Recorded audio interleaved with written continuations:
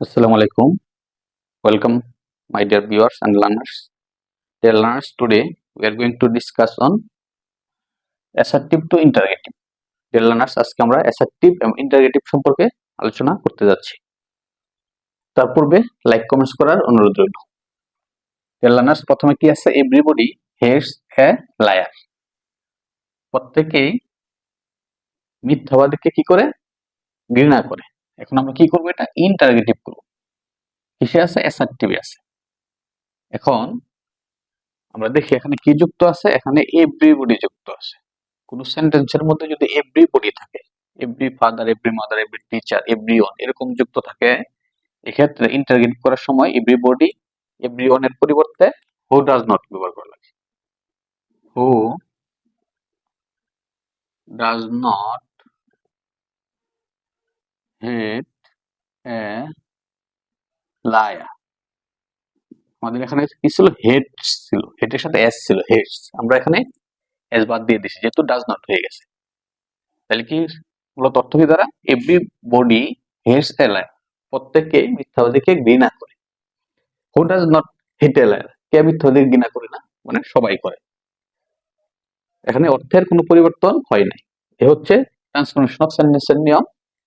আমরা স্ট্রাকচারগত পরিবর্তন আসবে কিন্তু অর্থের পরিবর্তন আসবে না। তারপরে 2 number, there is no use of this law.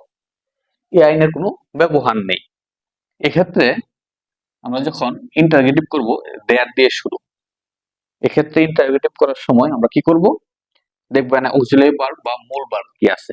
এখানে অক্সিলারি ভার্ব আছে ইজ, আমরা ইজ নিয়ে আসবো প্রথমে, ইজ। তারপরে লিখবো দেয়ার, ইজ দেয়ার। যেহেতু নো আছে, নো এর পরিবর্তে নো যুক্ত থাকলে, দেয়ার দিয়ে শুরু, নো যুক্ত থাকলে নো এর পরিবর্তে ব্যবহার করা লাগে any. Is there any use of this law? আমরা কি লিখবো? ইউজ অফ দিস ল, প্রশ্নবোধক চিহ্ন। যেহেতু ইন্টারোগেটিভ, প্রশ্নবোধক চিহ্ন দেওয়া লাগবে। আমি মজা করে বলি যে প্রশ্নবোধক চিহ্ন দিলে 1, না দিলে 2। আসলে কি তাই? না, প্রশ্নবোধক চিহ্ন না দিলে কাটা, এখানে কোনো নাম্বার প্রদান করা হয় না।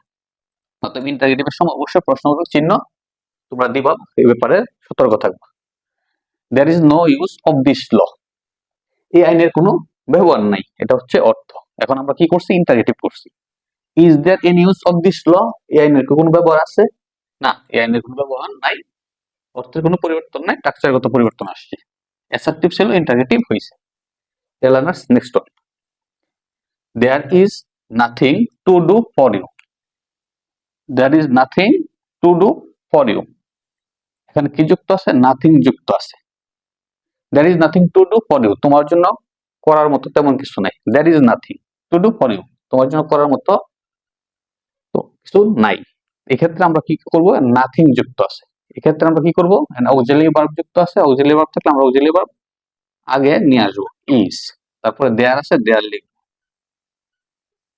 Is there. নাথিং থাকলে আমরা ব্যবহার করবো কি? এনিথিং। এক্ষেত্রে নাথিং বা নেভার থাকলে এবার, আর নাথিং থাকলে এনিথিং। নেভার থাকলে এবার, নাথিং থাকলে এনিথিং। আমরা কি, যেহেতু নাথিং যুক্ত আছে, এনিথিং লিখছি। Is there anything to do for you, প্রশ্নবোধক চিহ্ন, যেহেতু ইন্টারোগেটিভ করতেছি। বলছে there is nothing to do for you, there is nothing to do for you, তোমার জন্য করার তেমন কিছু নেই। এখানে প্রশ্নবোধক যদি করি, is there anything to do for you, তোমার জন্য করার কোনো কিছু আছে? না, তেমন কিছু নাই। আগেরটার অর্থ ঠিক আছে, no, no change of meaning, অর্থের কোনো পরিবর্তন নেই। তারপর হচ্ছে no one will support you, কি করা লাগবে? ইন্টারোগেটিভ করা লাগবে। এখানে কি যুক্ত আছে? নো ওয়ান যুক্ত আছে। নো ওয়ান, নান, নোবডি যদি এরকম থাকে, নোবডি, নো ওয়ান, নান এরকম যুক্ত থাকলে যদি আমাদেরকে ইন্টারোগেটিভ করতে বলে, তাহলে আমরা কি করব? নোবডি, নো ওয়ান, নানের পরিবর্তে হু লিখব। Who will support you, who will support you, কে তোমাকে সমর্থন করবে, সাপোর্ট করবে। No one will support you, কেউ তোমাকে সমর্থন করবে না। এ হচ্ছে অর্থের পরিবর্তন নাই, ইন্টারগেটিভ হয়ে গেছে।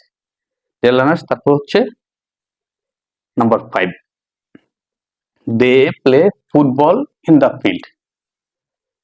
দে প্লে ফুটবল, তারা ফুটবল খেলে কোথায়? ইন দ্য ফিল্ড, মাঠে। আমরা কি করব? ইন্টারগেটিভ করব। এক্ষেত্রে আমরা দেখি কোনো অক্সিলারি ভার্ব বা মোডাল আছে কিনা। এটার মধ্যে কোনো অক্সিলারি ভার্ব বা মোডাল নাই, এখানে মূল ভার্ব যুক্ত আছে প্লে। এক্ষেত্রে নিয়ম হচ্ছে যেহেতু অক্সিলারি ভার্ব বা মোডাল নাই, মূল ভার্ব যুক্ত আছে, এক্ষেত্রে আমাদের আইডেন্টিফাই করা লাগবে এটা কোন টেন্সে আছে। যদি প্রেজেন্ট টেন্সে থাকে আমরা ব্যবহার করব ডু, পাস্ট টেন্স হইলে ডিড, আর যদি ভার্বের সাথে এস বাই এস থাকে তাহলে ডাজ লিখব। অর্থাৎ তখন সাবজেক্টটা থার্ড পারসন সিঙ্গল নাম্বার থাকে এবং প্রেজেন্ট ডিফিনিট টেন্সে থাকে। তো আমরা কি লিখবো? যেহেতু present definite tense, verb present form, লিখবো ডো।